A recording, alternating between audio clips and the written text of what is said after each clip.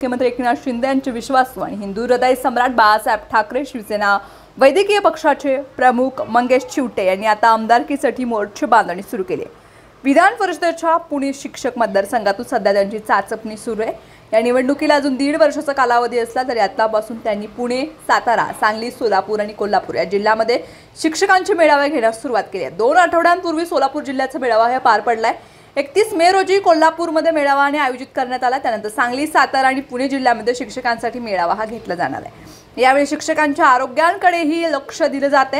या शिक्षकांना कोणकोणत्या आरोग्य योजनांचा लाभ देता येऊ शकतो याची माहिती दिली जाते।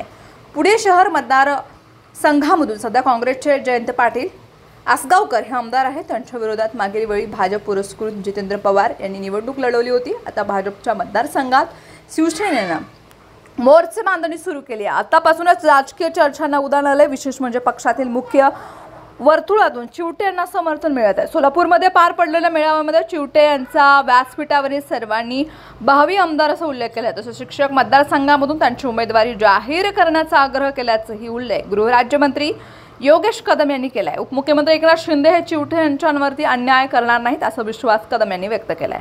त्यामुळे चिवटे यांची उमेदवारी जवळपास निश्चित मानली जाते। एकनाथ हे स्वाभिमानी शिक्षक सेनेच्या वतीने 31 मे रोजी राज्यस्तरीय आदर्श शिक्षण संस्था पुरस्कार शिक्षक मेळाव्याचं आयोजनही करण्यात आले। लोटस हॉल येथे सकाळी 10 वाजता कार्यक्रम होईल। राज्याचे आरोग्यमंत्री तथा कोल्हापूर जिल्ह्याचे पालकमंत्री प्रकाश आंबेडकर यांच्या हस्ते राज्यस्तरीय आदर्श शिक्षण संस्था पुरस्काराचं वितरण ही होणार आहे। राज्यामधील 50 आदर्श संस्थांना पुरस्कार देऊन सन्मानित करण्यात येणार आहे। यावेळी राज्यभरामधून 2000 संस्थाचालक, मुख्याध्यापक, शिक्षक उपस्थित राहणार असल्याची माहिती आहे।